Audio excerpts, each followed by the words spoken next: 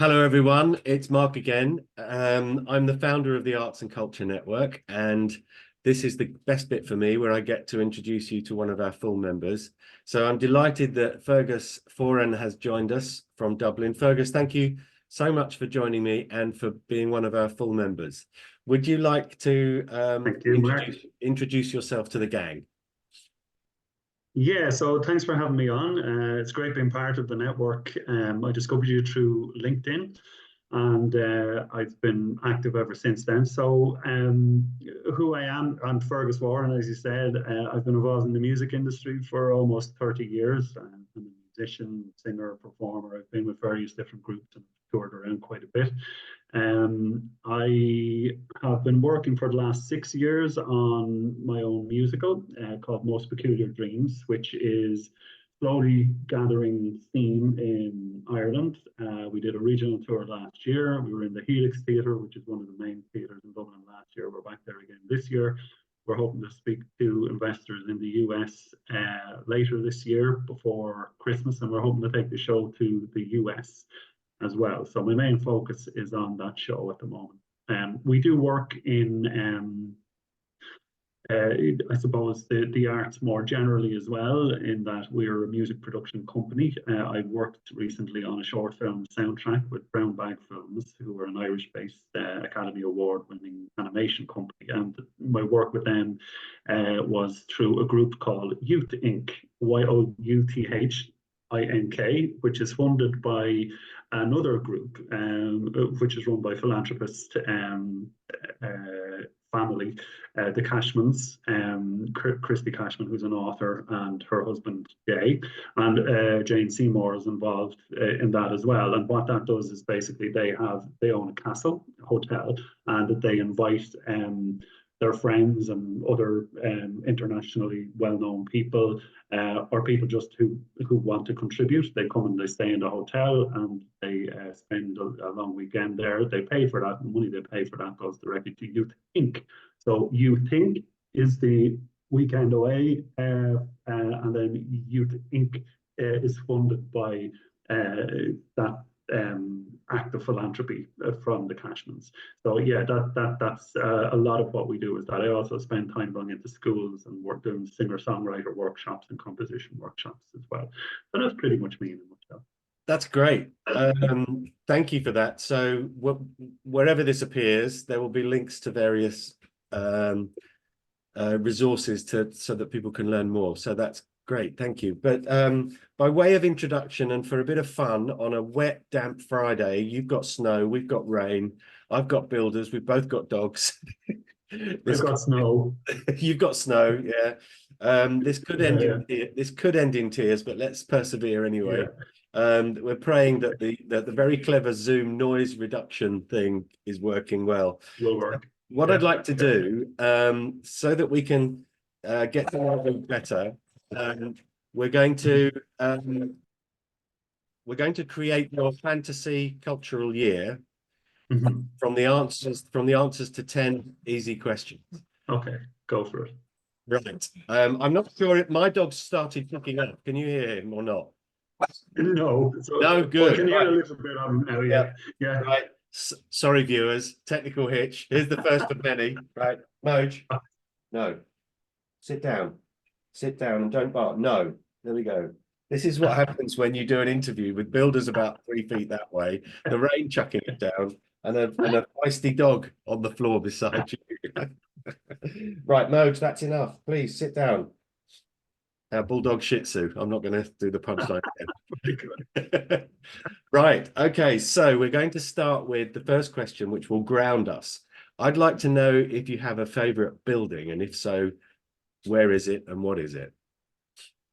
Right. My favorite building, one which maybe a lot of your viewers and members might not be familiar with, it would actually be Cove Cathedral, down in Cork. And it's, I'm not a particularly religious person. I was raised in quite a religious family, but it's the most beautiful building I've ever been in. And it's one of these, I could pick art galleries and, natural history museums and things like that. But for me, Cove Cathedral is just the most remarkable place I've ever been in. The sound, in there, and as a musician and as a composer, the sound of voice in there, and the resonance in the building and the beauty of the building is just quite an amazing place to visit. Very peaceful place to ground yourself, as this first question kind of does for us. Love it. I love it. I'm afraid I'm one of those people who thinks the best thing that came out of organized religion is architecture and music. Yes, I agree. Excellent. Great. So I'd like you to imagine, I can't picture it. I'm sure people might want to go and search and find it. So we're in Cove. How do you spell that? Cove? Is it C-O-V-E? C-O-B-H, actually. It's an Irish word, yeah. C-O-B-H, but it's pronounced Cove with a Cove. Cove. Yes, with a Love V. it. I shall go and have a look. Do, yeah. Now, I'd like you to assume that I'm assuming that's in the centre. Is it rural or is it urban setting? No, it's a town. It's a coastal town. Yeah. Okay, so I'd like you to imagine when you come out of the cathedral, you can see the sea. You know. Oh, I'm going to go and Google it in a minute. Excellent. So I'd like you to imagine that you're sitting on a pavement cafe, in in June, 6 p.m. Sun's coming down. It's a beautiful scene. You can see the sea and the cathedral there, and you're admiring its architecture and imagining the music. And to the right of you is a book on the table that you've been reading or rereading, probably rereading. And it's a book that's either your favorite, or it's been with you all your life, or it's one that you've recently discovered. What book might that be, Fergus? Well, I am a big fan of self-help books. I'm not going to go down the big literature path because I love literature. But if I was to read a book, and I suppose reread a book, it would be one of any of probably 20 self-help books I've read in the last 10 years. There's also a book by Eben Alexander, which is about, bless you, which is about life after death. So I don't know if you're familiar with him, but he wrote a book. He was a renowned neurosurgeon, and the book was about how he had a near-death experience, which I experienced myself when I was ill. I'm a cancer survivor. So that is something that I would read fairly regularly from Eben Alexander, and I'm just stuck to actually find a name, but now at the top of my head. That's all right. I was reading one that would definitely be one of them. But 12 Simple Rules, another one for life. That would be another one. And how to, I won't say the word unfuck your life. I absolutely love that book. Yeah. One of my favorites. I used Audible and Blinkist, and Blinkist is very clever because it reduces a book to 15-minute listen. So you can be on a long drive and read 8 books. Yeah. I'm just actually finishing. I love Audible for the simple reason that you can speed up the voice as well. So I've just finished a book which is 52 lectures, lessons from the great philosophers. But it's done in a series of lectures as opposed to a book, and I love it because it's just narrated the whole way through. You can speed it up to 1.5 times, so you get it done in half the time. So I drive quite a bit. Yeah, so I love that as well. I don't tend to speed them up, but on one occasion recently, in my search for my family history on Ancestry, I discovered a story about a great uncle who was found mysteriously dead floating under Richmond Bridge in Surrey. Wow. I now know the whole story, but I was told by a member of the family that it inspired a scene in a Sherlock Holmes story. Wow.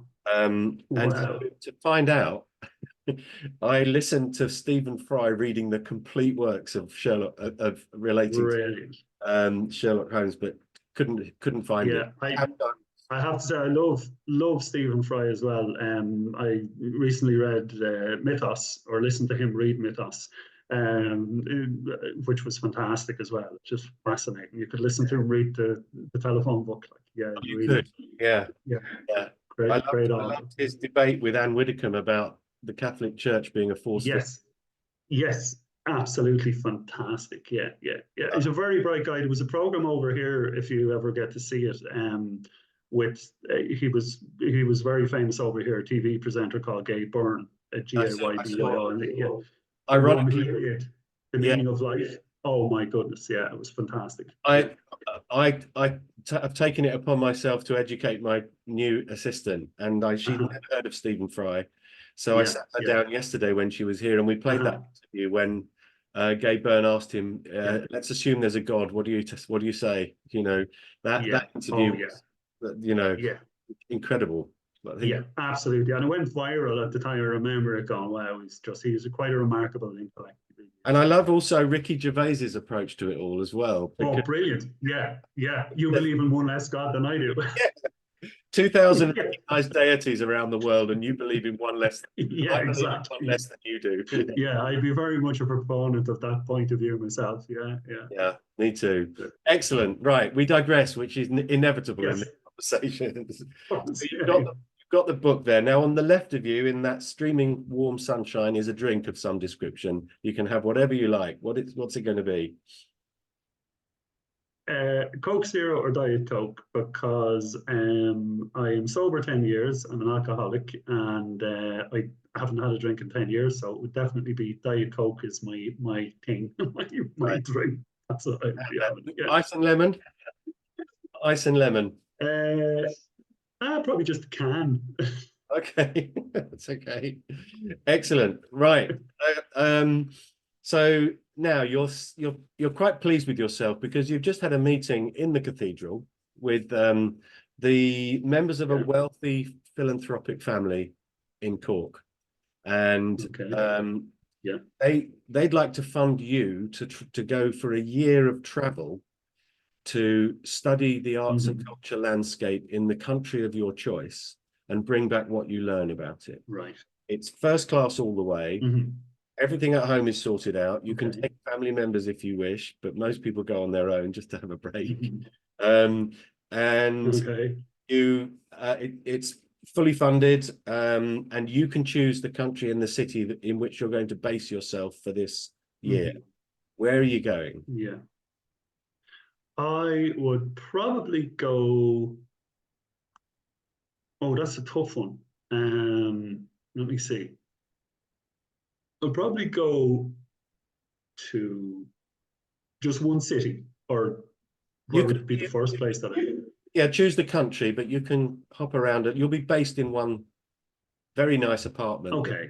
I would probably go to Germany because it's one country I've only been to once. I was only was down in Bonn for a while in Frankfurt, but we didn't. It was back when I was a practicing drinker, a champion drinker, and I didn't actually remember a whole lot about it. So I would love to actually go to Germany and spend some quality time there and actually go and you know I suppose visit everywhere that I may have been but can't really remember. So that would be something I'd like to do. Yeah. I've somebody mentioned the phrase to me recently. I was introduced on. They described themselves as a non-practicing alcoholic. That's all. Yeah. Because I describe myself in the past tense as when I was a practicing alcoholic. Yeah.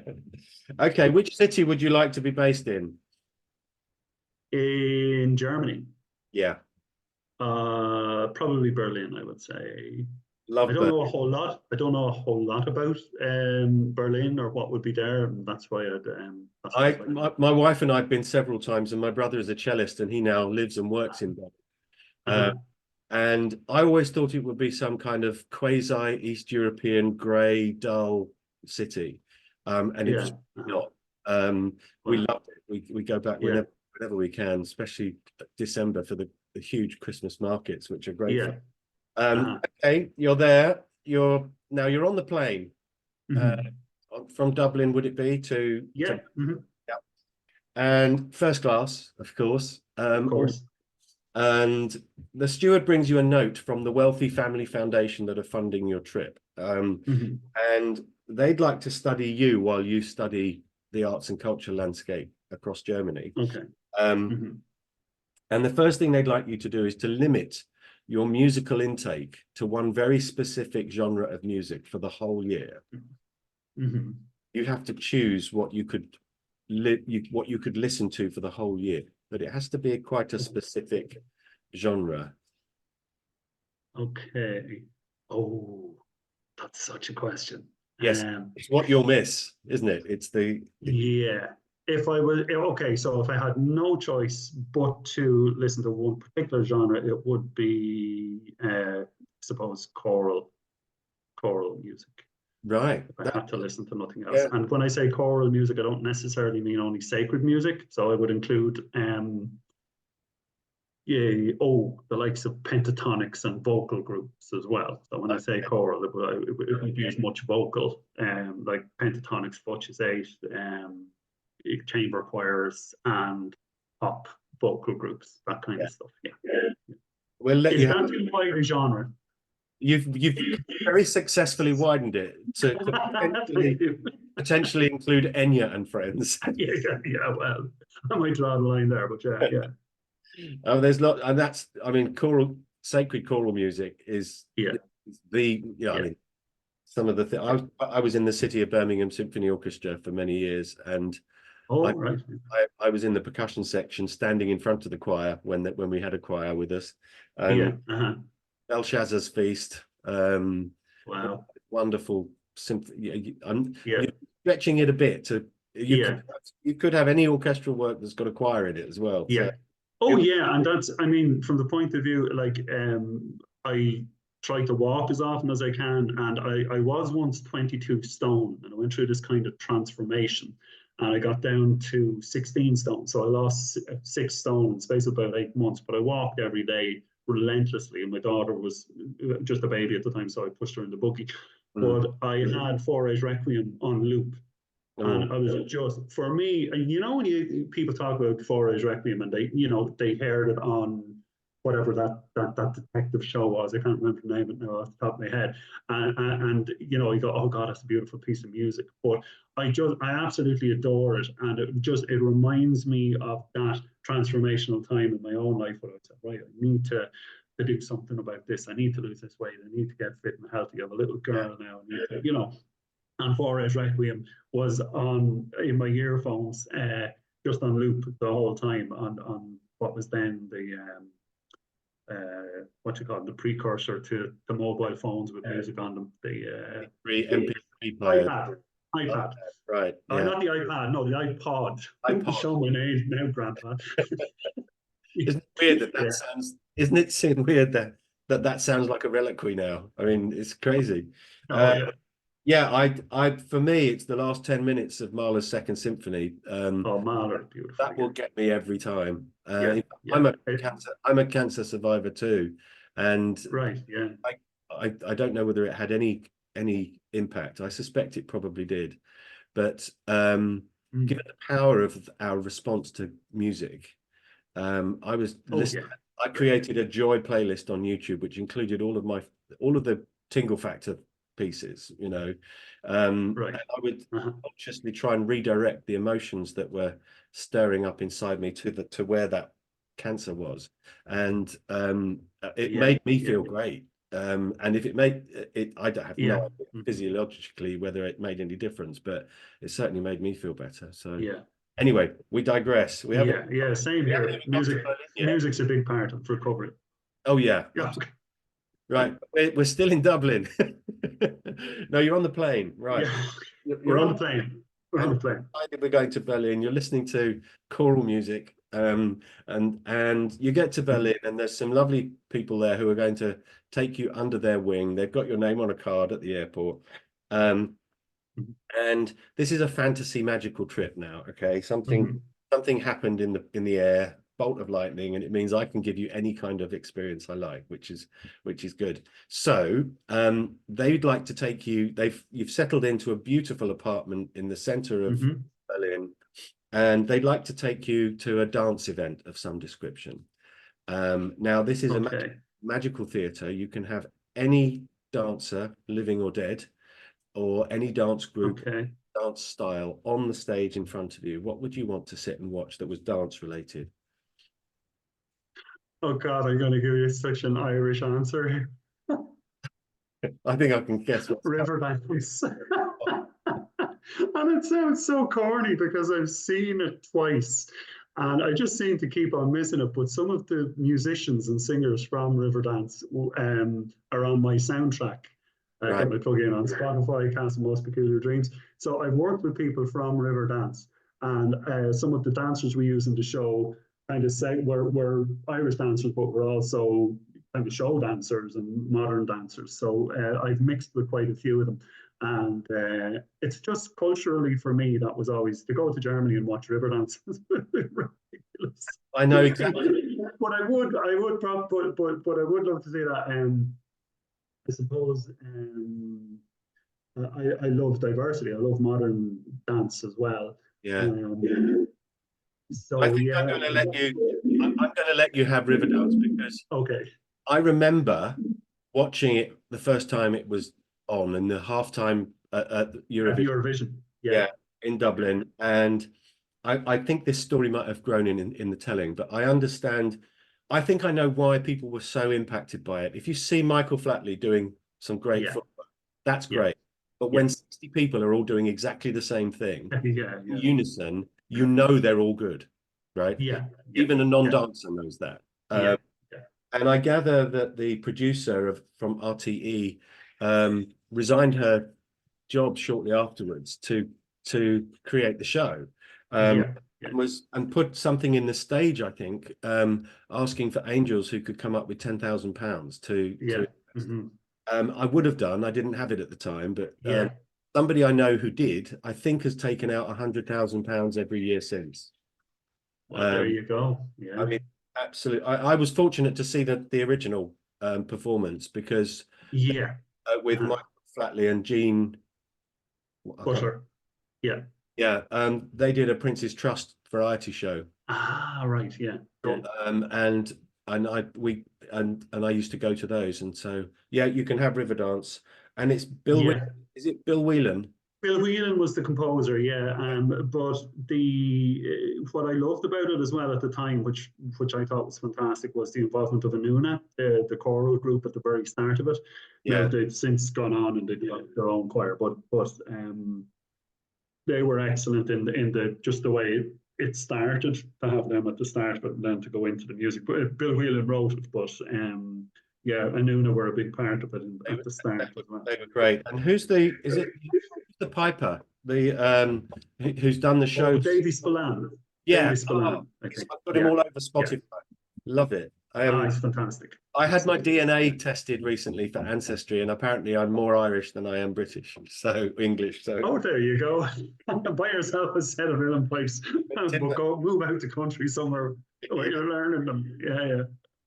Okay, so you've had a great dance show. They're taking you out to dinner. You can choose this cuisine. There is anything you want, Michelin star. What national cuisine would you opt for for dinner after the show? Well, I've eaten in Germany. Let me see. Do you know what I've been quite fond of recently? So we have a Ukrainian family staying with us for the last 2 years since the war broke out. And we have been eating a lot of Ukrainian food. So I would probably go for that. I think it's very underrated. We've had lots of meals prepared for us by the family here. So I'd probably go for something Eastern European and probably specifically Ukrainian. Nice. I'm not just saying that because it's current, but it's because I eat it on it. The only thing is I put on quite a bit of weight. But cakes are a very big part of their national cuisine as well, and beautiful desserts. So I have a sweet tooth, so that would definitely be something nice. I would go for. Excellent. So the next day is Sport Day in Berlin, and your colleagues want to take you to either participate or spectate for a couple of hours, a sporting event in Berlin, and it can be any sport you like. And so what would you choose to do in Berlin? Well, my favorite sports are Gaelic games, so hurling and Gaelic football. So they're the two biggest sports in Ireland. They're massive. You know, whole communities live and breathe this. I played for a short while Gaelic football and did a little bit of hurling as well, and was county champion with what's called a long puck, where you can just hit the ball really far. So if I had a choice, I'd probably not do those. I played basketball when I was a teenager, so I would love to participate in or watch basketball. Now, I wouldn't be a big fan of the big international teams, but you know, it was just an interest I had when I was in school, and I was quite good at it. I'm 6'4" as well, which is small for a basketball player, but pretty big in school when you're 15 or 16. So yeah, basketball definitely. Excellent. That's your sport day done. Now, in Berlin, there is a magical gallery that is a kind of immersive experience in visual art. And they have the capacity to project or show on screens or do in VR the work of any artist, living Right. or it's so clever, and this I'm told is going to be possible soon, that you can step into the paintings with this headset on and be in it in 3D. Wow. What artist would you, if you could only choose one, whose work, entire life's work, would you want to be immersed in that way? Oh, let me see. I know there was one in Dublin recently that was actually an immersive one, which I didn't get to go to.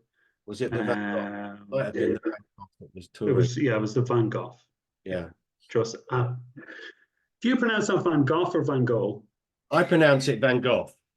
I pronounce it Van Gogh as well. Yeah, my American friend pronounce it Van Gogh. Yeah, we should probably ask somebody in Belgium. Or Yeah, we probably should. Yeah, yeah. It's like, but I actually had planned to go to it. And it's just one of those things. And when you go, oh, yeah, we'll definitely go. Yeah, we'll definitely go. And then the last weekend it was on, I could either go on my own or bring my daughter and wife. They had other plans and I didn't want to go on my own. But that is something I'd love. I'd love to do. Okay. I did art in secondary school up to like leaving cert level, A level. But Van Gogh would always be. It was just a fascinating story of his life as well. Yeah. You know, you're a typical struggling artist as well. You know, it's like kind of this madness I think that a lot of creators have in them that you're kind of going, you know, maybe if people are looked after better, or if they or maybe they're just destined to have kind of troubled lives, because maybe that comes with the creation of art, you know. I often wonder how those artists who were not fully appreciated or during their lifetimes, if they were brought back and looked at some of the numbers that are coming out of the auction houses, they would be staggered. Yeah. Okay, Yeah. you can have your Van Gogh. That's great. Now, the next, this will be fun. The next day is we're going to lighten the mood a bit, and you can see any play or musical or opera. Okay. Oh my God! Look, we could go on. If we play musical or opera, okay, opera, Madame Butterfly, which I would, let's say, oh gosh, do you know what? If it was in Germany and I was in a huge, beautiful theater, I would probably go for Phantom of the Opera. Nice. Yeah, you know, I know I've been to see it. I've seen it in the West End. I've seen it. Yeah. Have you seen that? Have you seen that heavy rock singer who does a version of it, of the main theme? Oh, what's her name? I should tell you. It's the most incredible version. I think it's see if I can see how quickly I can find this. What's her name?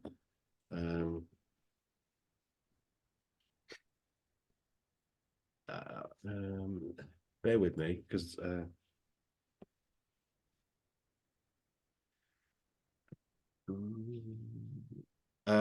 yeah, she's the lead singer of a band called Nightwish.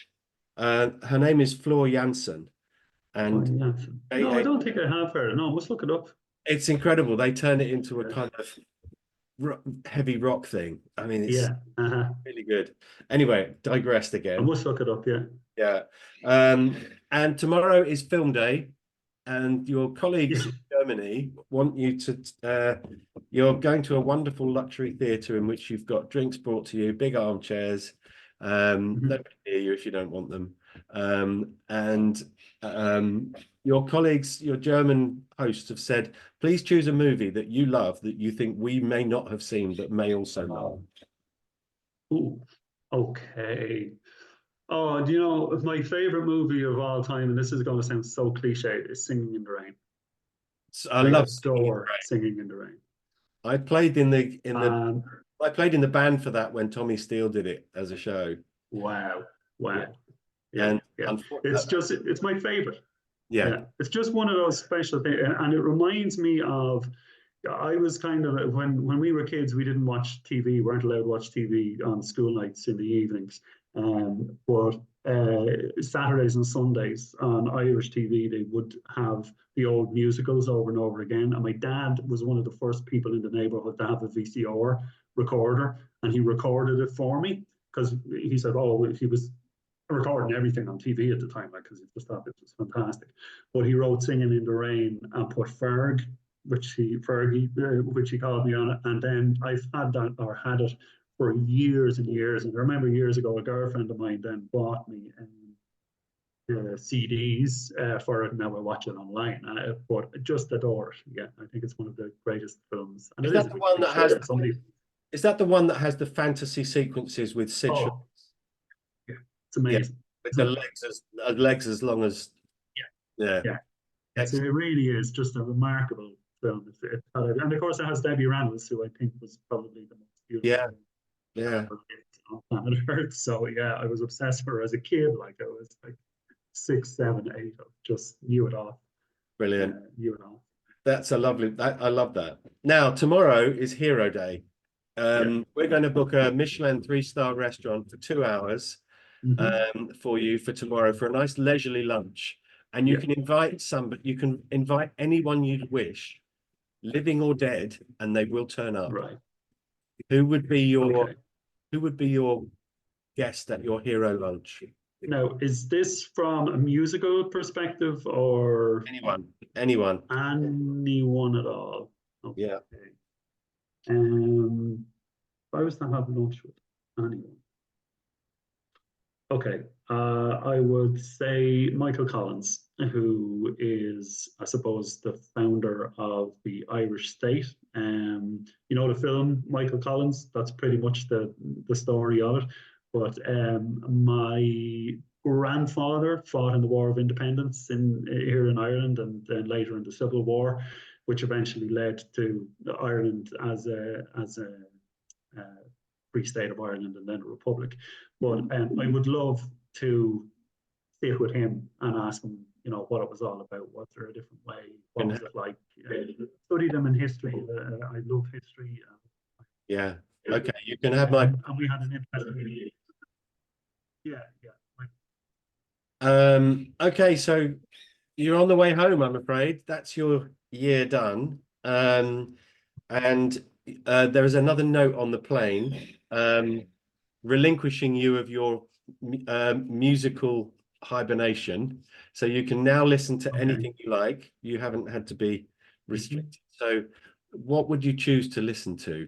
What's the first thing you would listen to that's not a choral piece? Oh, Jacob Collier. Oh, I listened to he did a show in Lisbon that was on YouTube. And he's got this new, I think comparatively new backing singer who is just amazing. And his audience choir stuff. I mean, it's just I saw him in Dublin 3-4 years ago, and he did that. It was in the Academy in Dublin, which is quite a small venue. But at the start, it was very interesting. He said, "Hands up, anyone here who's a musician," and every hand went up. And at the end of it, he had us all just giving us all notes, and like it was a spiritual experience. experience for all of us. Like we were just looking at each other, going, we're in the presence of something really special.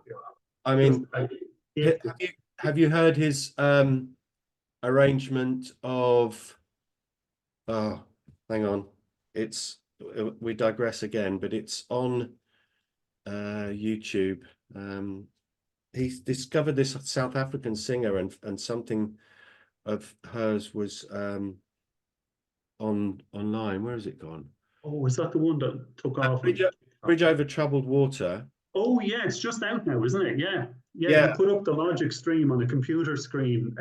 I just was flicking through it. I follow him avidly. Yeah. I haven't heard it yet, but I saw it's there.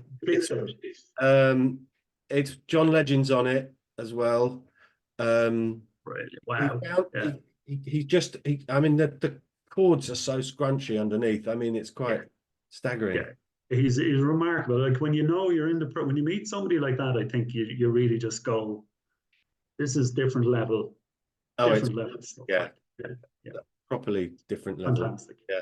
How you make seemingly revoltingly discordant chords sound great, right? On paper, it shouldn't work, right? No, yeah. You just go, that's never going to work. And then you go, no, actually, I didn't see where you were going, but now I see where you ended up. So yeah, it shouldn't work on paper. And do you know what I loved about him after that gig as well? He stayed back and spoke to people for such a long time. Like, he just stood there, an ordinary guy, come and chat to me. I'm just going to go freshen up. 5 minutes later, he was out, and he had time for everybody that was there. Now, I was there with a professor of music from Maynooth University. He's my best friend. And like he was just, and I don't often see him stuck for words, Martin O'Leary, and he's been lecturing for, 30-something years, but he was just speechless. He was just shaking his head the whole time. Yeah. Musician's musician, really. Oh, it's like it must have felt a little bit like that listening to Mozart play, back in the day. Exactly. That's what we were saying. Yeah, absolutely. It's just wow, this is something special. Yeah. Anyway, Fergus, we as expected, you and we've digressed again. So you're back home. You've done a little presentation to the Wealthy Family Foundation. You've had your year of cultural, fantasy cultural. I hope you enjoyed it. Some people have said in the past, please start a travel agency so I can do that for real. That'd be great, wouldn't it? Yeah, just pay for everything. Yeah. So thanks again for doing this. Thanks for being one of our full members. Wherever this appears, there'll be links to you and LinkedIn and all of the work that your great work you're doing.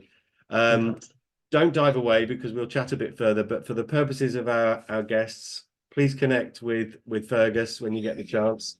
And thank you for watching. Thanks, Fergus. Thanks, Amelia. Bye.